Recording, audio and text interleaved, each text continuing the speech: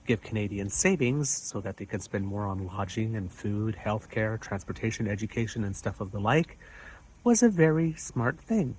The policy acted on two fronts. We called it a twofer. Today online, thanks to Jamil, Jivani, Pierre Poliev, and Jenny Byrne and a lot of their friends, we learned that the term twofer is racist. We had no idea when we used it, and we are so very sorry. So, by way of this video, we would like to apologize to Canada's fossil fuel community. Coal, home heating fuel, natural gas. We are so sorry for associating you with such a racist term. And to policy from coast to coast to coast, we apologize for referring to you as a twofer. It was wrong. We feel terrible about it. And to try and make it up to you, for the next month, we here at the Beaver Lodge commit to fueling ourselves with nothing but natural gas and to not use our heat pump at all. It's symbolic, we know, and it probably won't be enough to make up for the damage we've caused. But we hope that by doing so, you will know that we are sincere. Again, we are so sorry. So ashamed.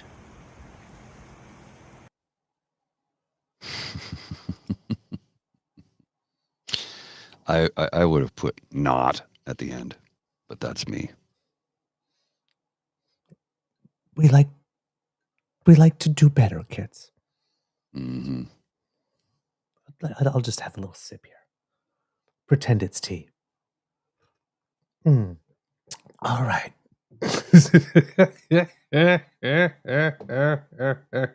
Oh my God.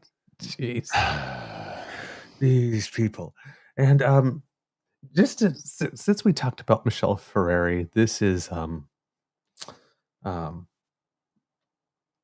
have to admit that this is just outright gratuitous on my part. But well, I mean, you gotta hit back, right? She had a big post here, if you'll put it up there, Mr. Grizzly. It says, everyone can support affordable childcare because remember, she's the shadow critic, not a thing. On like families and all that kind of stuff, right? So everyone can support affordable childcare. That's why we're running on eliminating it. But the liberals are not delivering that. They have delivered chaos and blah, blah, blah, blah, blah, blah, blah, blah, blah, blah, blah, blah. And she shows a picture of herself. Now, sitting across the table from a child who she's trying to engage. She's got this big style and smile on her, and this child is not having it. Like, not having it at all. I think this is hilarious. And it's like this kid looked like she could smell Michelle's Drecitude from across the table. If you don't know what Drecitude is, because everything I need to know in life I learned from Tyra Banks on America's Next Top Model. It comes from that show. Nedrecitude from the Urban Dictionary. Noun used to describe something that is a wreck and absolute trash or rubbish. Comes from wreck, dreck, and attitude combined, in reference to anything from exaggerated and overinflated claims, a bad personality, and especially horrible style or awful modeling, and everything in between. That kid is like, It's the first time I've heard that word. girl, I can smell you. Totally gratuitous. I know. I'm only a beaver. Some days I'm weak. Now, speaking of taking shots, recently, somebody that I think we both love, Supriya Suplex. Oh yeah. She was vicious this weekend. I loved it. Yes, she held nothing back. Yes, she was brought into the Prime Minister's office as a senior advisor, and this weekend she had a lot of fun. She was vicious. She was. Ooh, there was a couple of times I was like, ooh, yeah, oh wow. So we have a situation where we have a lady who's extremely accomplished and happens to be a visible minority and a Mhm. liberal at the same time. So we know conservatives love that. So accomplished, well, sorry, all three. Accomplished, Mhm. educated. So all four. Oh my God. She's like hitting all the sensitive, touchy spots. Accomplished, educated, female, liberal, and visible minority. And, well, pardon my language, but Supriya Dwivedi is the type of person who doesn't give a fuck who your daddy is. Mhm. So she has been dishing it out. She has been serving it up to conservatives the way that conservatives serve it up all the time, and the conservatives have been swelling up and falling apart. It's like, "Oh my god, how unprofessional. Oh my god, I can't believe you said that. You used a sexual term." Like this from the party that spent most of the past few years portraying the prime minister as a groper, pedophile, right? Why did he really leave that school? Who is pro genocide, racist, a dictator without like wondering why it is they get to call the prime minister of a nation a dictator several times a day on internet and nobody's yet rounded them up and throw them into a gulag. Because actual dictators tend to be a little touchy about being called dictators in public, and actual dictators usually don't have minority parliaments, and actual dictators don't actually tend to share a little bit of power with another party supplying confidence agreement anyone. Mhm. Um, but yeah, apparently they get offended when somebody decides to dish it out. So we have crybaby Caillou here, of course, going, a senior advisor in the Prime Minister's office, Supriya Dwivedi, has unleashed a series of vile, sexually explicit posts on social media. Nothing short of her termination and an apology from the Prime Minister's chief of staff is required. Now, remember, this is the guy during the COVID quarantines when it was found that somebody had been sexually assaulted at one of the hotels that were used for quarantine, decided to get himself quarantined Right, yeah. at such a hotel to see if he would be raped, and then present all these videos. Said, "I'm in this quarantine thing, and I've placed the chair under my door because right." This guy that actually made fun, Mhm. mocked, rape.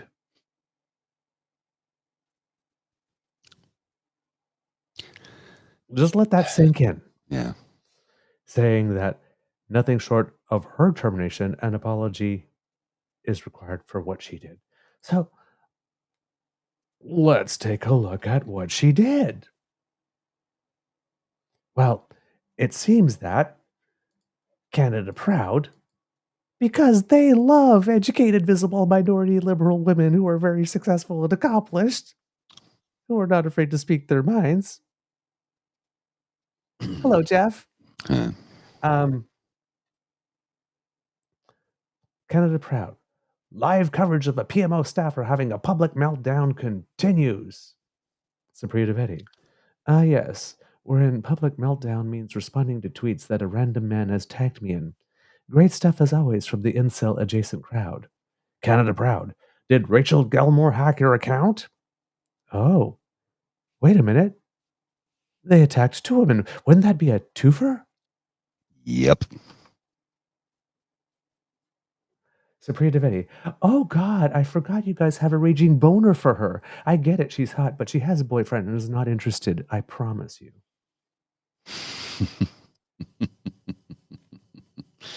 Now, apparently, her saying that they have a raging boner, I guess, apparently is sexually explicit. And then, after that, man, how long until Katie Tops tells you to stop tweeting? Oh, a third woman, a Yeah. threefer on this one. Supriya, probably around the time you're able to make a woman come, so never? I do have to pick my daughter up from my sister-in-law's place in like an hour, though, so we'll stop checking Twitter then.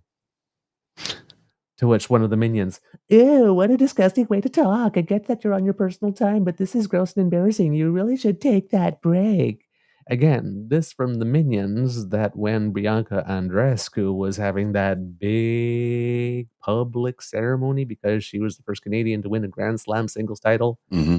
and the Prime Minister was right next to her, and they were having a little chat and seemed to be giggling and having fun, then took those pictures and said, oh my God, look how close. If he was getting that close to my daughter, I would have cuffed him one.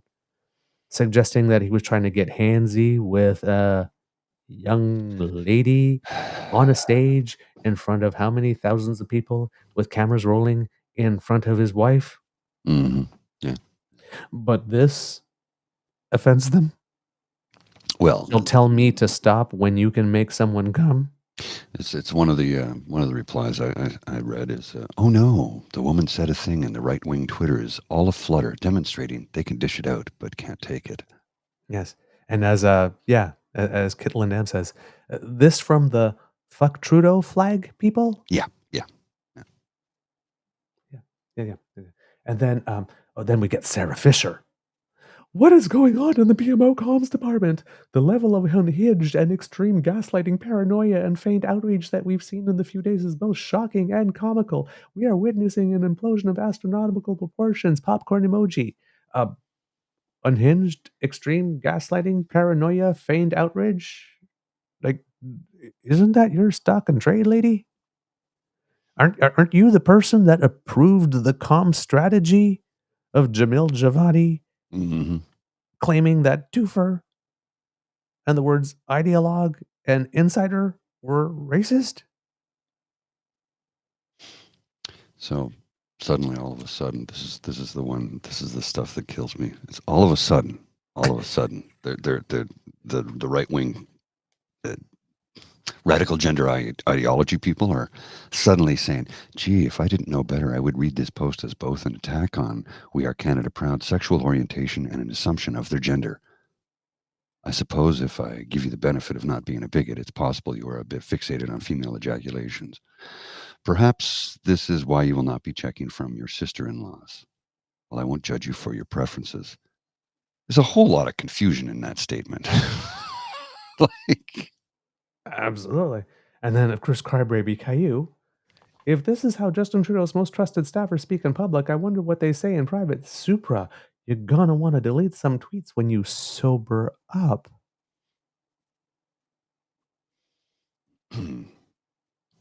Wow. So all of a sudden, the people who are they're teaching radical gender ideology are suddenly defending gender ideology.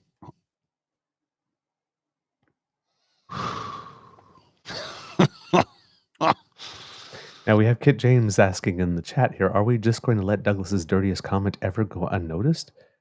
I do not know what that one was. Yeah, so please, if I said it, I missed it. And I'm really sad I did. It might have been a quote you were reading, possibly. I don't know. And of course, Jenny Byrne was out there and going, oh my God, so unprofessional. This from the lady who trademarked the term tripping over their dicks.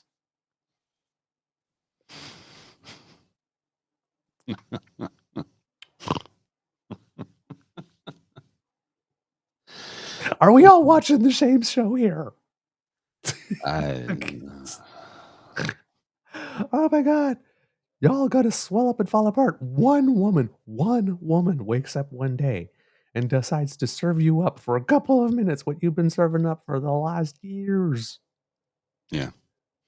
Oh no, the world is melting down. It's so terrible. Oh crap.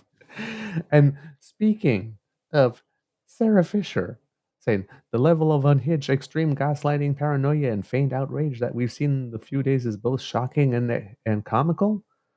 Well, please allow me to put a little towel over my arm and play sommelier and present you with the CPC wine, WHINE, selection of the day. It would appear that the Liberals and the NDP, who, remember, signed a supply and confidence agreement Mm-hmm. a couple of years ago, right? 2022. Yeah. There was more than one thing in that agreement that Mhm. they said they were going to do. Now, we focused on pharmacare and dental because those were the two big items, but there was a couple of other things in there, and one of those things had to do with, elections, making it easier to vote, Mhm. for example. I mean, they certainly didn't agree to impose proportional representation on the nation because they tried that before, and, well, we all know how that worked. Didn't work. Right. When the prime minister tried to change the way that we voted, and all four parties decided to get together and not allow that to happen in any way, shape, or form, And then blamed him for it. and blamed him for it. So we know that any type of reform to elections, they're going to call electoral reform, is probably not going to include anything whatsoever with regard to the way that the votes are counted. Right? So there was an article in CTV stating that, well, they were working on electoral reform. Now, specifically, the Liberals and New Democrats, it says here in the article, agreed to explore, quote, allowing an expanded 3-day voting period during general elections. So general election day wouldn't be 1, would probably be 3 on a weekend. Mhm. Allowing voters to cast their ballots at any polling place within their riding, instead of just 1. So when you get your little card where it says you have to go to polling station 175 specifically in your riding, like this, well, if there's another one that happens to actually be closer to you and it's still in your riding, you could do it there. And 3, improving the mail-in ballot process with both accessibility and maintaining integrity in mind. That's it. That's it. Those are the things that they are agreeing to explore. And it would probably require some legislation. Now, apparently, these 3 little things have been labeled as trying to rig elections and cheat, and trying to make it easier for immigrants. Ooh, your racist slip is showing. From voting. To vote like this. Probably trying to change some immigration law so that, you can approve a whole bunch of citizenships really quickly. Did a little look on that. Takes about 24 months, beginning to end, for a citizenship application to be approved. There currently is a backlog in the system of about 50,000, so they're already behind on those 24 months. And there are fewer than 2 years until the next election. And if they were to do that, that would also involve a legislative process. And, well, we know one party would certainly not be cooperative in making that happen, right? So by the time such a law would occur, there'd be way, way, way less than 2 years, fewer than 2 years that we have now. Mhm. So I think Canadians are safe. This big alleged plot to allow a whole bunch of immigrants become citizens a whole lot faster so that they can vote in the next election, because being granted citizenship, comes with the obligation of voting Liberal, apparently. Yes. Because if you're not going to vote Liberal, we won't give you your citizenship.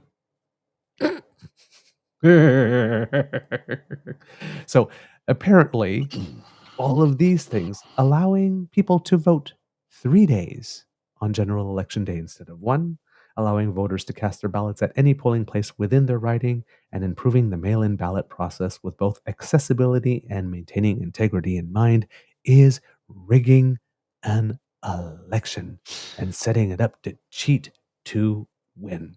Now, this is another communication strategy that the Conservative Party and all the minions have ran with, I assume approved by Sarah Fisher, who was talking about gaslighting and paranoia and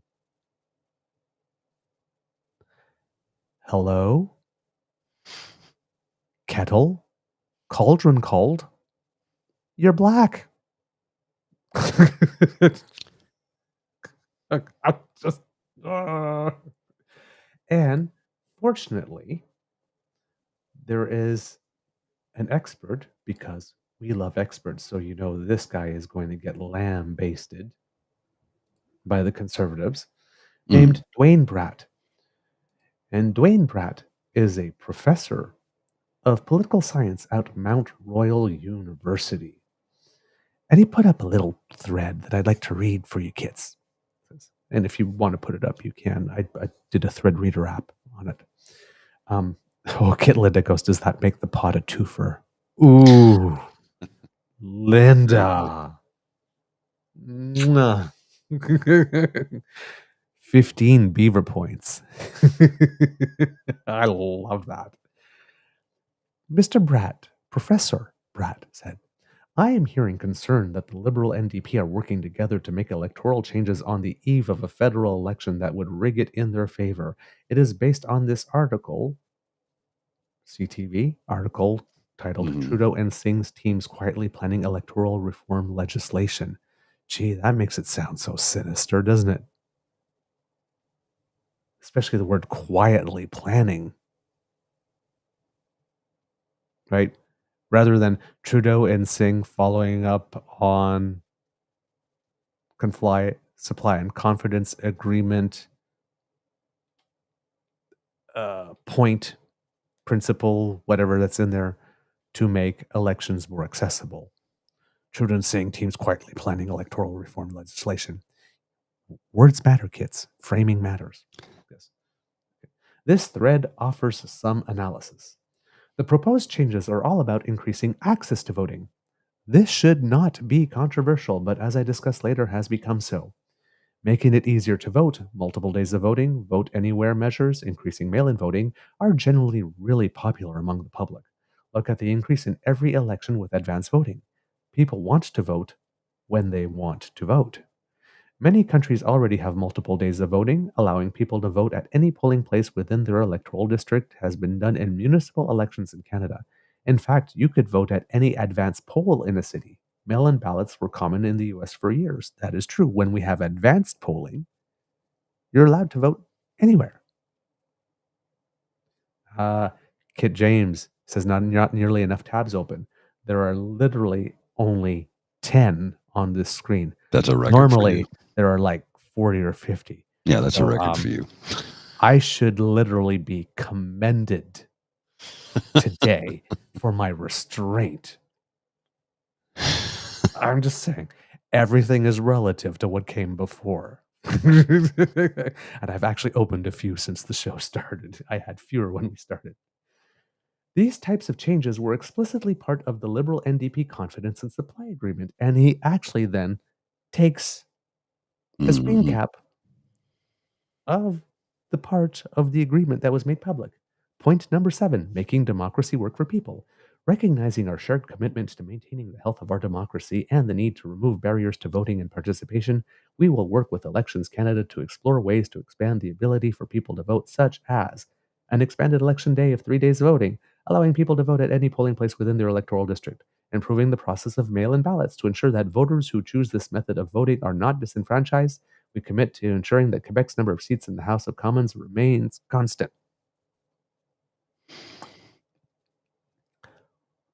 So this thing that's just happening now and very, very quietly that they all told us about 2 years ago and made public. Yeah. Oh, sorry. Yes. Yes. James, sorry. I misread. Not nearly enough tabs open. That was a commendation. I misread. Gentle correction issued upon myself. I had misread. Thank you. Thank you for noticing my effort. Well, I love you. to add to the conversation, I'm going to put this on the screen quickly because this falls in line with what Linda asked a little bit earlier. Was it Linda who asked the question? Let's see. Oh no, it was Bridget actually. It was Miss Fox. I would love to know what Doug Ford studied for 3 weeks in college. I'm guessing it wasn't feminist cultural studies. Well, it goes along with this. How was I supposed to know that letting colleges set up in strip malls and enrolling hundreds of thousands of international students with no housing for them would be an issue? This stuff never happened when I went to Humber College for a couple of weeks in 1984. Let's remember that, because that's a parallel to another piece of news that I have. Yeah. But keep that one handy. Yeah, it's there, right? Keep that one handy. We'll come back to that one. So now apparently they're all trying to frame this as, look, they're doing this now on the eve of an election. The professor reminds us, Canada is not on the eve of an election. The Liberal NDP Confidence Supply Agreement, negotiated in March 2022, is set to expire in June 2025. We are still in January 2024, kids. Yeah, we got some time left on that agreement. Obviously, in a minority situation, government could fall at any moment, but the Liberal NDP Confidence Supply Agreement gives certainty for at least another year and a half, and my guess is that we will be voting in fall of 2025. Unfortunately, we are in a polarized environment where any government that introduces changes to elections is automatically viewed suspiciously. And you could see that in the tweets that are going around, that, oh my God, that they're choosing to do this now is suspicious. It's not. It's not. Because mail-in voting has always been at the center of election faith. Just because you guys decided to choose to say that mail-in voting allows bigger cheating doesn't mean that it does. Just because you guys, who are of bad faith, say that mail-in voting affects election faith does not make it so. Just saying. Also, because of spillover from the US, especially Trump, fears that increasing access/ease of voting is designed to support progressive parties. In short, 1, these changes are about increasing ease/access to voting, which I support. 2, they were telegraphed almost 2 years ago. 3, we are still likely over 1.5 years away from an election. 4, conservative supporters may be suspicious of changes. Thank you, Professor, for telling us what time it is. So, kids and cubs, if you see online all this BS that, oh my God, they're about to read the election, you now have the information you need to immunize yourself against the gaslighting, vaccination talk, and to counter the BS. As they said in the saying in the best little whorehouse in Texas, a lot of goodwill and maybe one small thrill, but there's nothing dirty going on. A lot of people are really paranoid and upset by the concept of Canadians voting. I mean, gee, it's not like we haven't been talking for decades about low voter turnout and ways that we can encourage people or make it so that people would participate in the process. Apparently, this is a brand new discussion. Well, apparently. And some people are really shocked. You don't need 3 voting days. Everybody knows you vote on general election day. That's it. This makes it suspicious. Shall I prepare thee a fainting couch and smelling salts for when you realize that we've had more than 1 voting day for a long time? When you add advanced voting days, in the last election, 2021, we had 4 of them. Mm-hmm. And then that you had to order your mail-in ballot last election by September 14th for an election on the 21st, I think it was, so long that it was in time to be counted.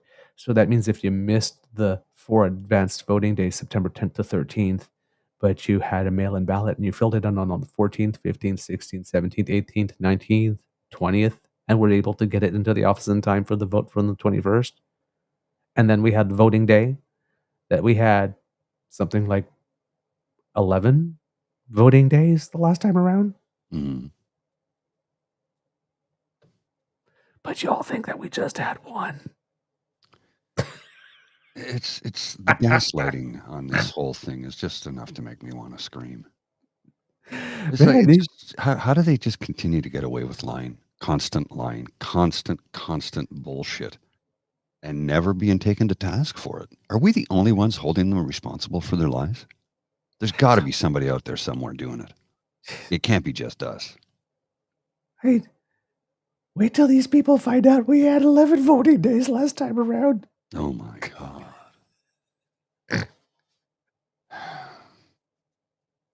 Oh my God. I had another one saying, Elon tweeted to Elon Musk because there was like a hashtag, I stand with Trudeau, had 9,314 or something tweets associated with it. Elon Musk, are you doing something about the bots? There's no way that there's 9,314 people in Canada who support Trudeau. It's like, wait till this guy figures out that in the last election, over 5.5 million Canadians voted for the Liberal Party. He's upset by 9,314. Wow, is he in for a shock? Somebody catches him before he bumps his head when he falls. Mm. And then you have the director of communications saying that we're the people who are paranoid.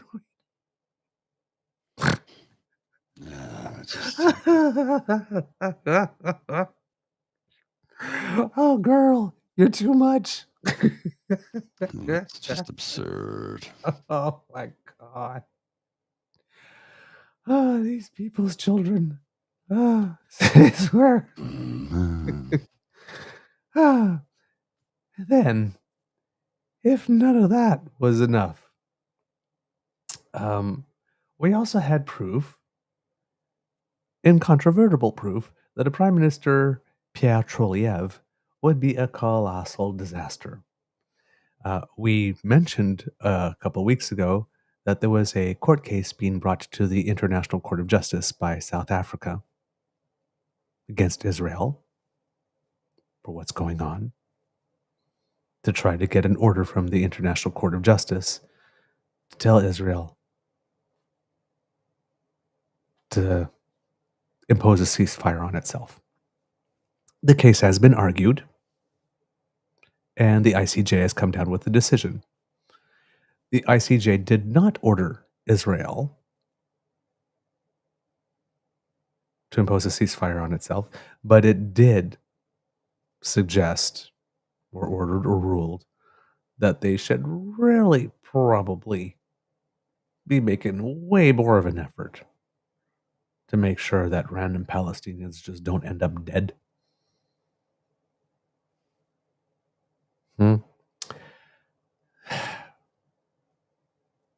Well, in conjunction with that, we have found, and let's remember, kids, again, as we mentioned on the show, and this is not my term, somebody else had said it, that there's a difference between the ICJ, the International Court of Justice, and the ICC, the International Criminal Court. The International Criminal Court is where people go to get redress. The International Criminal Court of Justice is where nations go. Mm-hmm. And the ICJ's rulings basically have no teeth. Every They time can't you hear, really be enforced. every time you say ICJ, I keep thinking ICP. Insane Clown Posse. Yes. So, parallel to this, we got news, and this is very, very, very disturbing news, that an organization that goes by UNRWA, you may have heard of it, but its full name is the United Nations Relief and Works Agency for Palestine Refugees, that there's a big controversy there. It seems that there are 12 employees of that agency that have or are very much suspected of having provided assistance in some ways to Hamas in the planning of the October 7 massacre in Israel. I did read that the other day. As a result of that, 4 nations immediately suspended funding to UNRWA. United States, Australia, Canada, and Italy. They were joined a couple of days later by UK and Finland, and then the next day by Germany. I don't know if more have joined since then. Now, the ICJ warned Israel to protect civilians, but didn't call for the ceasefire, as we mentioned. Now, this has created some particular controversy in Canada because Stephen Harper, back in the day, there was suspicions back in the day that there might be some people working at UNRWA that were helping Hamas in different ways or supportive of Hamas. And Prime Minister Stephen Harper cut funding to UNRWA permanently. Our Prime Minister reestablished it during his term. So, during his little rally pep talk to his caucus, the leader of His Majesty's allegedly loyal official opposition suggested that the Prime Minister of Canada is responsible for the October 7th massacre in Israel because he had reestablished funding to UNRWA. Now, if you take that little piece of information in isolation, you can see how people would want to spin that and run with it. But as we like to do on the show, we like to take domestic pieces of information and put them in the global context of comparing them to our near peer countries, like the United States, Australia, Italy, UK, Finland, and Germany, who also were funding UNRWA. If you are running to a mic and making the suggestion that nations and leaders of nations that have provided funding to UNRWA are responsible for having caused the October 7th massacre, and other nations that have funded UNRWA are the United States, Australia, Italy, UK, Finland, and Germany. And let's just set all the other nations aside and just think about the United States in particular. The United States funded UNRWA to the tune of $422 million US last year. So if you go to a mic and say, hey, because he didn't say this, but this is what it means, right? Because if the Prime Minister did it and the President of the United States did it, then they both did the same thing. So if you're going to a mic and saying, hey, leader of our biggest ally and biggest trading partner and people that we rely on for our national defense and security, like a lot, you caused the massacre, inferring that you might be an anti-Semite. How does that work out for international diplomatic relations and trade relations down the road? Not very good. That's actually quite bad. And I'm not well-versed in international trade or diplomacy because, I'm just a dumb guy in Ottawa, but I'm going to say that's probably not very good. Probably not very good for maintaining Canada as the freest nation on the planet, right? When you piss off your protector. Yeah. You accuse them of being anti-Semites and having caused a massacre?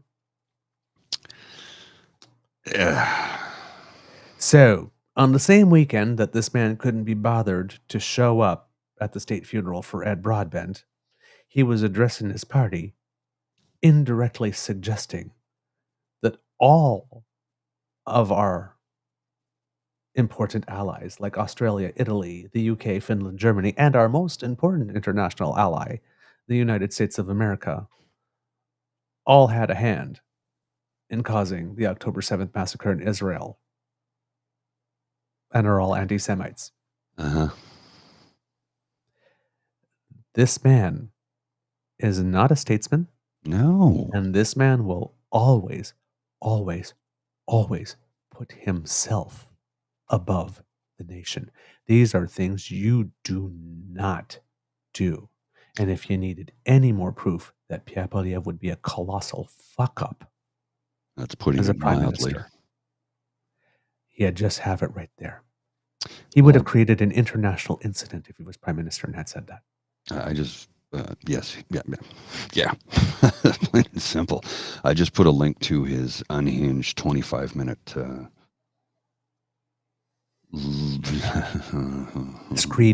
screed. I don't know what else to call it.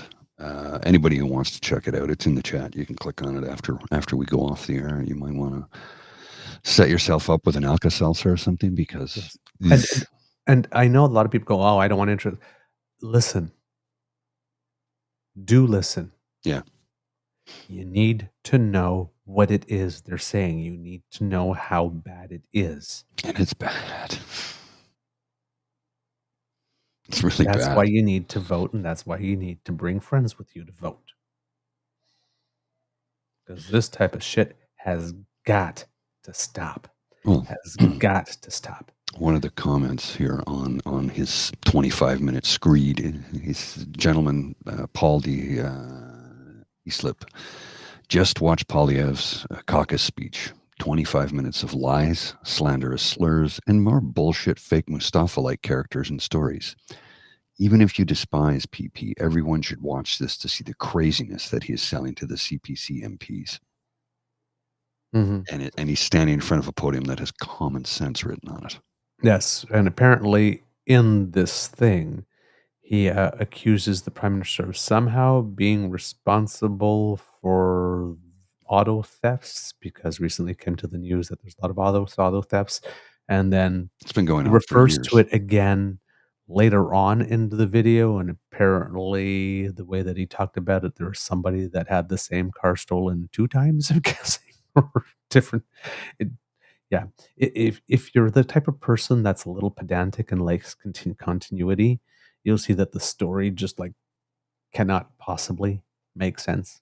No, it's just rambling. Yes. But Now, this comment here from Tavi, I didn't get to see the show yet. I was watching football, but I will check it out later.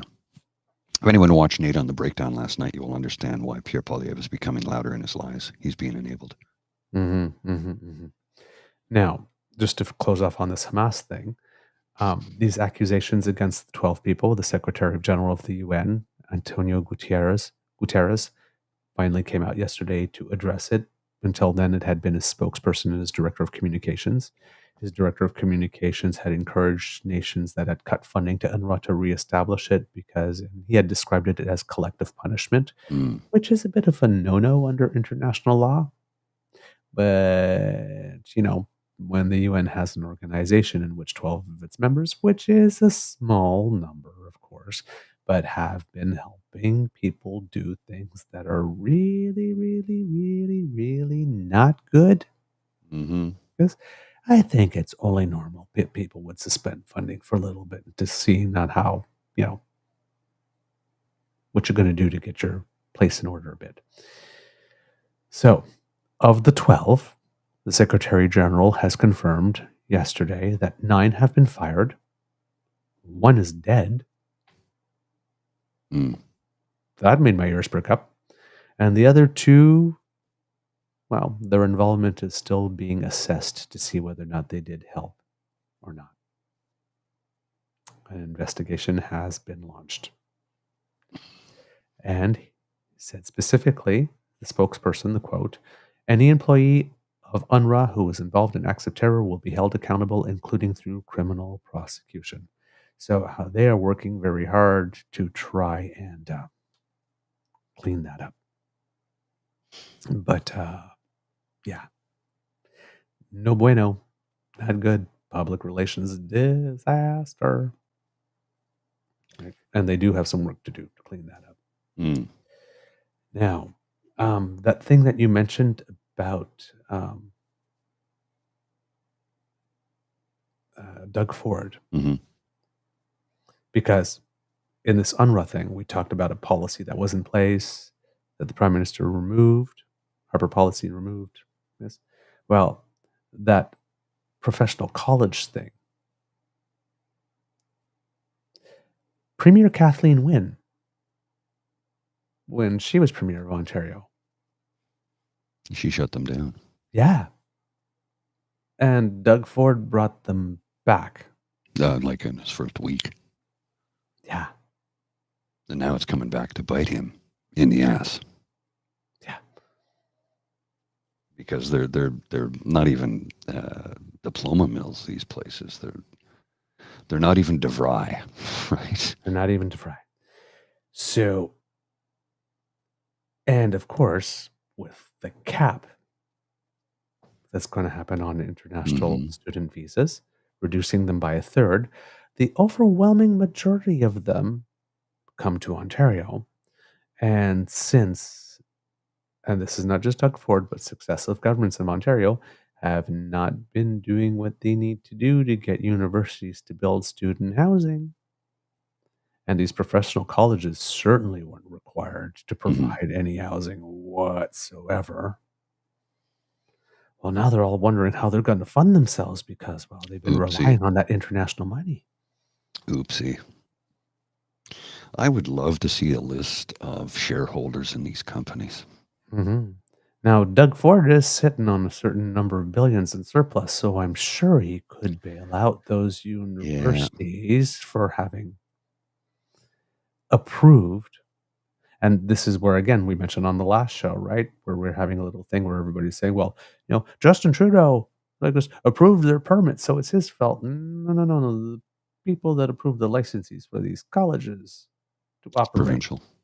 And then allowed them to operate the way that they did without having any obligation on them whatsoever to provide housing for the people they were bringing in.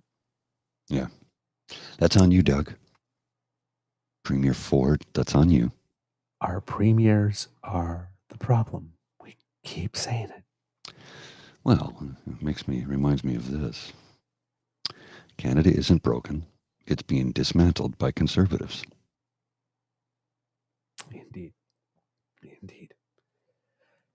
In other news, a little bit south of the border this time. I have a commentary to add, though. Oh, sure.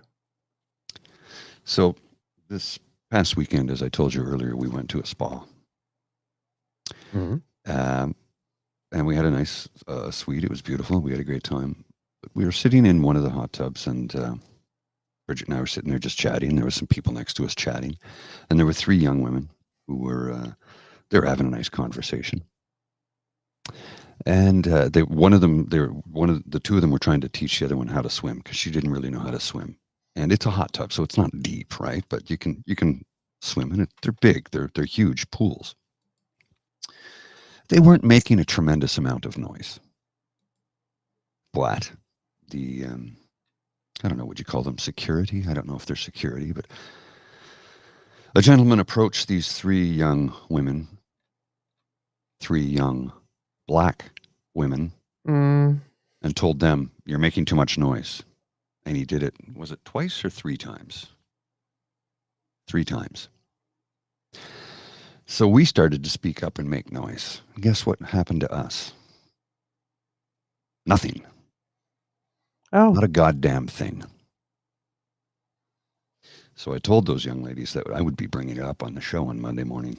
And I told another group of young white ladies who were also making a lot of noise but never got shushed the same thing. I said they would never say that to me. And they didn't. But the three young French-Canadian black women, now we were in Quebec, so, and the staff was all French and English. They're all bilingual. But it was the first time I'm like, did that just happen? And the young ladies were like, yeah.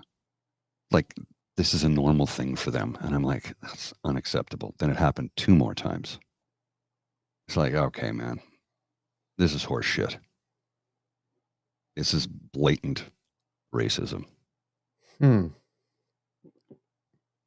Because there were a lot of other people in the pool talking louder and making more noise, but nobody told them to be quiet. And we even It wasn't even the quiet pool. And we talked to the other folks who in the pool, and we were all on the same thing. Like, this is horse shit. This is wrong. So, yeah, management will be getting a tersely worded email from me. Good. Because I'm not going to sit back and let that happen. And, I said I would make mention of it on the show so that we can let the folks know over at the Koina Spa that there's some nefarious things going on.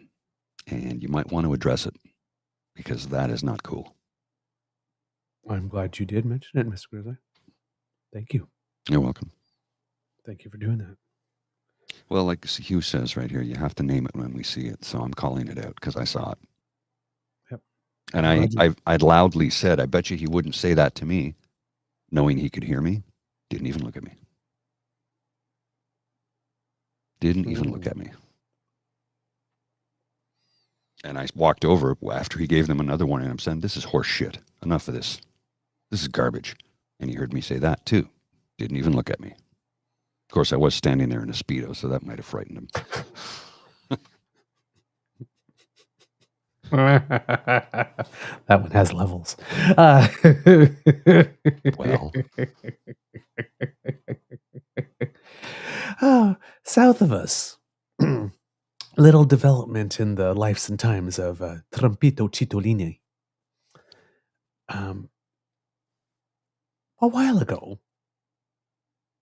a lady named E. Jean Carroll became one of the first people, if not the first person, to successfully sue the man. Mm-hmm. Into oblivion.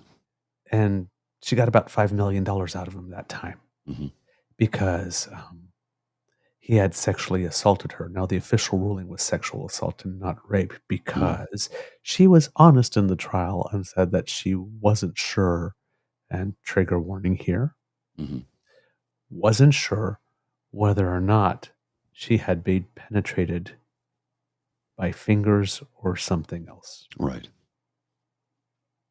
And apparently in New York state law, if you're not sure, which it is, then it's sexual assault and not rape. Yeah. But later on, right, there's a judge that basically said, it's like, yeah, he basically tried to sue her over defamation afterwards for having said it was rape. And it's like, he just like looked at her and was like, girl, come on. It's like, technically in the law, it's sexual assault, but you raped her.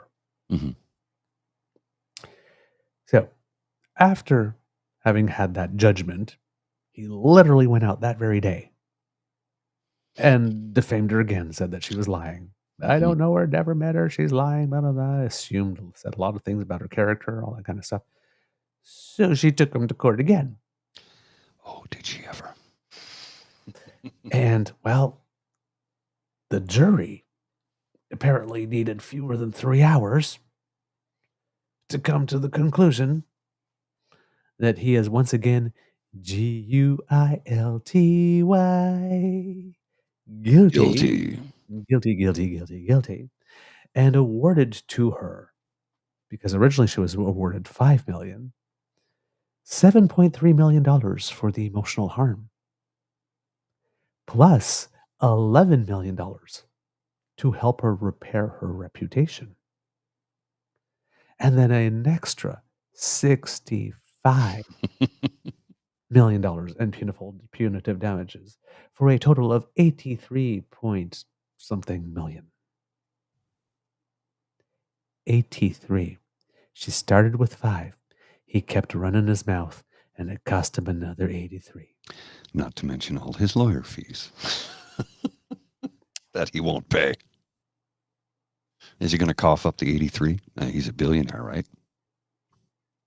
Probably not anymore. Well, apparently Mar-a-Lago's only worth 25 if ever million. he was. If ever he was. Apparently Mar-a-Lago's only worth 25 million.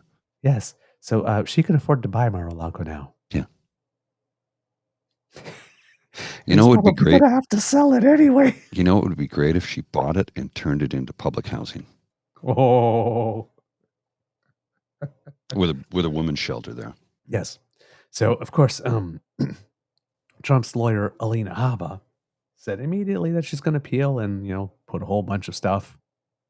Said a whole bunch of stuff like this.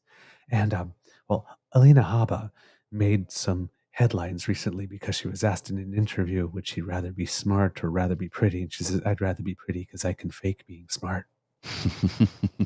Apparently not well enough. You just lost a major case.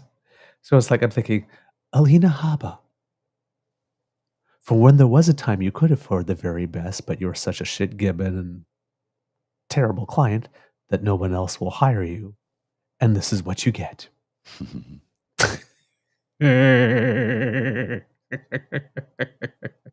Ooh, I see that Kit Mohan is saying that Mateo is sending hearts to Douglas and Paul. We are sending them back. Hey, my little man, right here. Boom, boom, boom, boom, boom, boom. Thank you so much. Thank you so much, Mateo. We send you love. We hope that you're doing really well. We hope that you have a really, really fun week at school planned. Yeah, man. Big kisses. I love that kid. Mm-hmm. All right. Also, a little bit of international news. It'll be very interesting. It seems that Turkey has finally agreed to Sweden becoming a part of NATO. Yeah. As also reported on the show, Turkey was trying a little power play with the United States, saying, well, we need some F-16 fighter jets, so sell us those jets and we'll approve Sweden becoming part of NATO. And the United States says, yeah, that's not how we play it. Say, you approve Sweden being part of NATO, and then maybe you get the jets. Maybe. Seems that Turkey yielded on that one.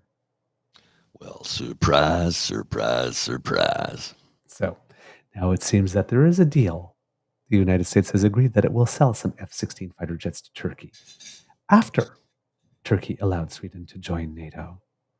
They'll also be selling some F-16 fighter jets to Greece, but Greece had no problem with Sweden joining NATO, so that was fine.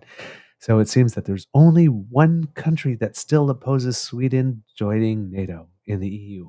And I'll give you 3 guesses as to which one it is. I honestly am drawing a blank. Oops.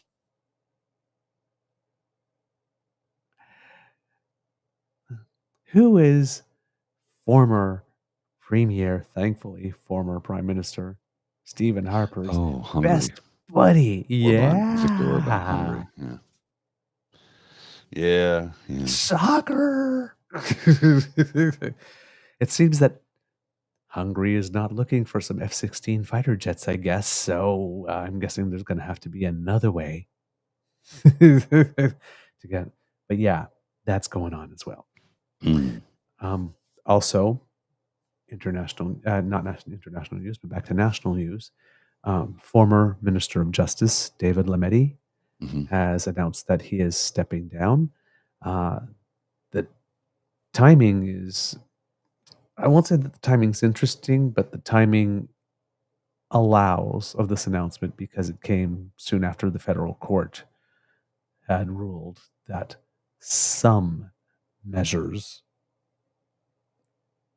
in the invocation of the Emergencies Act were unconstitutional, and that overall, based on a hindsight test and not based on the information that the government had at the time, it was unjustified. Well, that probably will not hold up. But given that the resignation came after that, of course, the minions are spinning that as right. Because it was so terrible that he had to resign, and now apparently the whole Liberal cabinet has to resign, and the government has to resign because they violated the charter and whatnot. And it's like, Stephen Harper's G20 order violated the Constitution. Jean Chrétien violated the constitutional rights of Omar Khadr and Maher Arar and all of those when they had them rendered. There is no precedent in Canadian law for a government that violates the Canadian charter rights of Canadians of having or being obligated to step down. It's happened several times in our lives. Yeah, and it's not a thing. It's likely Another to thing. happen again if the Conservatives ever take the seat of power.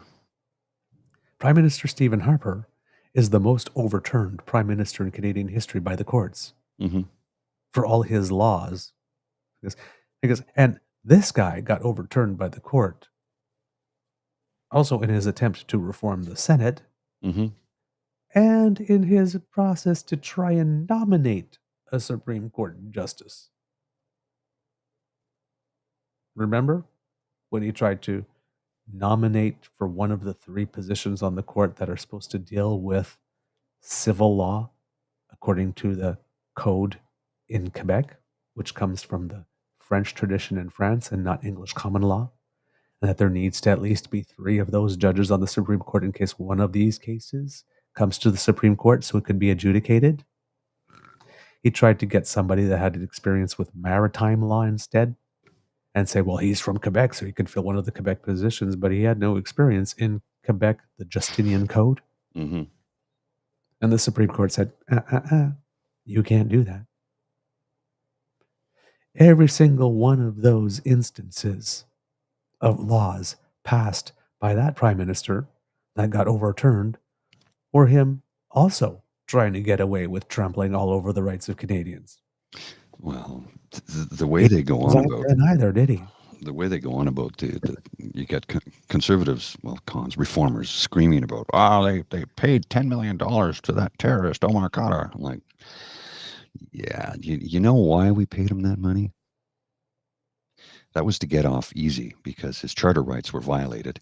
He was a child at the time, and it would have cost us $40 million instead of 10. But they forget to mention that. And yes, they never argue the counterfactual. Of course not. Never. Let's just use the points that frame it the way I like. It's not how it works, folks. It's not how it works. Over the weekend, we had something unfortunate is not strong enough a word. The word is not coming to mind, unfortunately, kids. But I don't know what you're in talking Fredericton, what happened? Of course, the weekend, a synagogue had been vandalized. I didn't know this. Yes. I'm probably going to say this wrong, but the Skuglai Israel Synagogue in Fredericton, according to the CBC. The broken windows were fixed and the healing had begun by the time people started to gather for a vigil outside the Skuglai Israel Synagogue in downtown Fredericton on Sunday afternoon. People gathered to show their support for the community after the congregation arrived to celebrate Sabbath on Saturday, which was International Holocaust Remembrance Day. Mm-hmm. Only to find the building's front windows shattered. Quote, "We got a lot of great words yesterday and a lot of great action today," said Daniel Chippin, who sits on the board of directors at the synagogue. Over 100 people showed up to show their support for the community, and a GoFundMe was set up for the synagogue. The vandalism happened, as we mentioned, on International Holocaust Remembrance Day and on the heels of the top court of the United Nations ordering Israel to take measures to prevent and punish direct incitement of genocide in its war in Gaza. People supporting Palestinians and Israelis have clashed at events, but on Sunday, a group from Fredericton Palestine Solidarity attended to show support.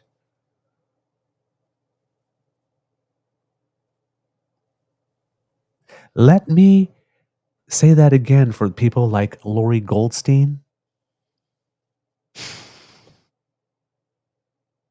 who is still working for the rag that published that anti-Semitic Zelensky cartoon. Mm-hmm. I might add. People supporting Palestinians and Israelis have clashed at events, but on Sunday, a group from Fredericton Palestine Solidarity attended to show support. Quote, "Anti-Semitism has been a problem in North America for as long as there's been a Canada, and we hate to see it in our community, and we hope to be able to show up for our friends and neighbors when they experience this," said Angus Fletcher, who spoke for the group.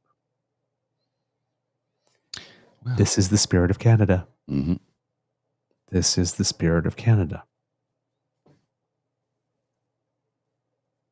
Conservatives would like to have you believe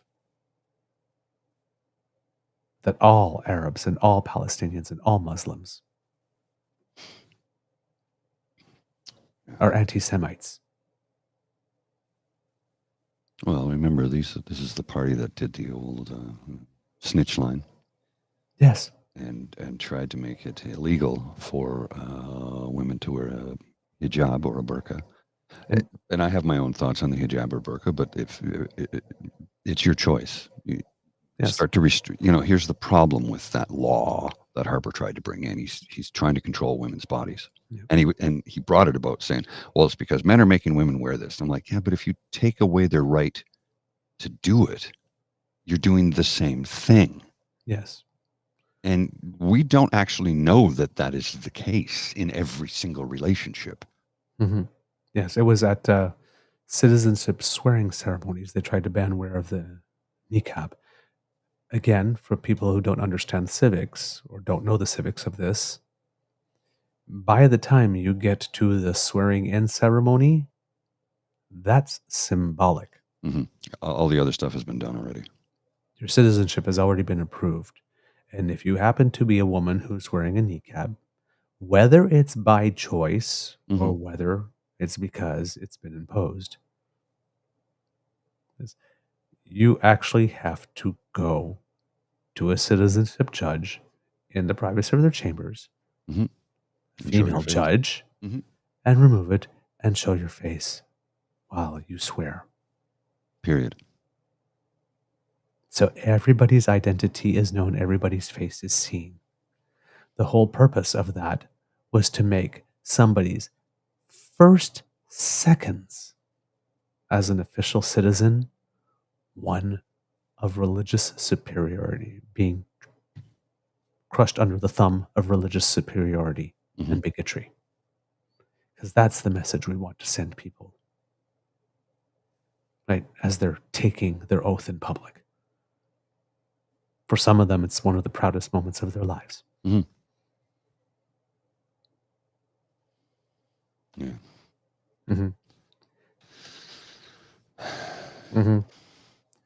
This from the party as well, when terrorism was the subject du jour post September 11th for about a decade, every instant possible that they could have associated a Muslim person with terrorism, they seized upon. Oh, yeah. This runs deep in that party. So, yeah. As of Sunday, the Fredericton police did not have an update into their investigation into whether the vandalism was the result of targeted hostility. Certainly do hope that they catch the people who did that. Because that type of intimidation is something that we just cannot have. We just cannot have. Also, news from the province of Sask, you scratch my back and I'll ensure I will not sack you, Chawan. It seems that Premier Scott Moe has replaced the entirety of the Saskatchewan Human Rights Commission. Interesting how that is. Huh? Yes. I'm just going to take away the arm that can restrict me for what I'm trying to do. Yes. On October 19th, 2023, the Saskatchewan Human Rights Commission came out against proposed legislation that would force schools to alert parents if youth wanted to be referred to by a different pronoun or name. Now, apparently all of their terms were up. One of the people resigned around that time, but it seems that all of them have been replaced by people nominated by the Saskatchewan Attorney General and Minister of Justice. And according to video that's done by a guy online you might know as Steve Boots. Oops, that is not the right link I sent to you. It seems that the political donation history of a lot of people, or certain people at least, that have been nominated to investigate whether or not the government of Saskatchewan has violated people's rights is quite interesting. Mm. So I'm going to include the link here for you. Maybe we'll show it on tomorrow's show specifically because we have to wrap up here today. So, Kits and Cubs, we hope that you enjoyed this episode of the Daily Beaver Morning Show because we love making this for you. Remember that sharing is caring, word of mouth is priceless, so please tell your peeps and poops all about us. And if you would like not to miss an episode, you don't have to, thanks to the Ray Girl. That squiggly right under my chin is our QR code that brings you to our pod page site. And if you're listening, that's podpage.com/the true North Eager Beaver, lowercase letters with a hyphen between each one of those words. And that way, when we have something fresh off the bandwidth, it will come directly to you. And if you would like to support us in other ways, please go to our YouTube page, True North Eager Beaver Media, and like, share, and subscribe. No, you meant lick. I didn't mean like I did. Just lick my buttons. And that way you will help us out. Make like Kit Elaine and yes, smash with our buttons. And if you would like to support us in yet other ways, you can go to our coffee page, which is where you will find the tip jar for the Eager Beaver Lodge Emergency Hydration Fund. That QR code by Mr. Grizzly's head right there will take you there. And if you're listening, that's coffee, ko-fi.com/eagerbeaver. And we do have a lot of kits to thank, but we will not do it on this episode because we have to go. But I will not forget. Thank you for your generous donations. If you would like to write to us, truenortheagerbeaver@gmail.com. And if you would like to see longer form written stuff from us that is not on our Twitter feed because, 280 characters, our Facebook page, True North Eager Beaver, go there, subscribe there. And we'll have stuff for you. We always have stuff for you there, longer versions of what it is that we put on our Twitter. All right. From the Beaver Lodge. Oh, because democracy is something that you do. Write those letters. HamiltonHelps.com. Sign that petition. Help Jordan's mom and Kit Leanne with their endeavors. And do write to your MPs and tell them that you would like them to do something about homelessness because you do not like the policy choice that's being made in our name. All right. Mr. Grizzly, do you have some words of wisdom, please? Yeah, remember to buy coffee. I'm really tired. And when you see racism happening, say something. Call it out. All right, Mr. Grizzly, roll them credits. Okie dokie. You are listening to a True North Eager Beaver Media Incorporated podcast. The True North Eager Beaver podcasts are proudly brought to you by our founding sponsors, the Misfit Mysteries from Corvid Moon Publishing, your source for science fiction, fantasy, and cozy mysteries featuring a broad diversity of characters. CanadianTarot.com, your uniquely Canadian online eclectic tarot community, and the Peppermaster. Hot pepper sauces made from farm-fresh ingredients to thrill your taste buds and expand your mind. We are grateful to the Crier Media Network for its support, Pete Jarvis for our artwork, and Paul Joseph Something for our opening and closing sequence music.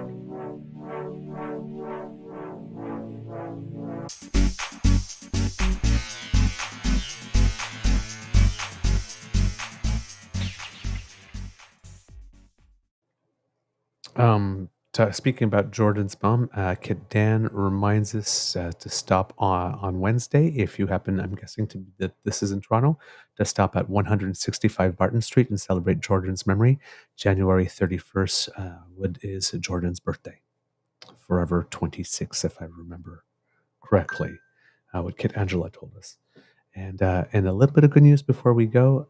Congratulations to Valerie Grenier, our downhill ski ace, for picking up a bronze medal in the downhill this time on a race, which was really interesting because 3 people tied for the bronze. So there was actually 5 people on the podium, Wow. Which is kind of rare for the first time in a World Cup race. And James Crawford, who took a 5th in the Super G in Garmisch-Partenkirchen. Top 10. Good I stuff. have an image for you I will share now. This Okie is dokie. Michael Theater political cartoon from a couple of days ago. Oh my God, yes. Welcome to Canada. It's presumably Danielle Smith standing beside Tucker Carlson and all his bags coming through, lies, sexism, lies, hate, conspiracies, misogyny, racism, lies. They're all mine, he says, as they pass by on the baggage claim wheel. Oh my God. I didn't even talk about him and Danielle Smith, though. Yeah. Remind me to do that on the following show. And that address, 165 Barton Street, is not in Toronto. It's in Hamilton. That's what I thought. It's Hamilton. There you go. All right. Have a beaverific day. Yeah, we'll see you later, eh? I gotta go. I got a meeting. I gotta go do a thing. I'm a busy man. Busy grizzly.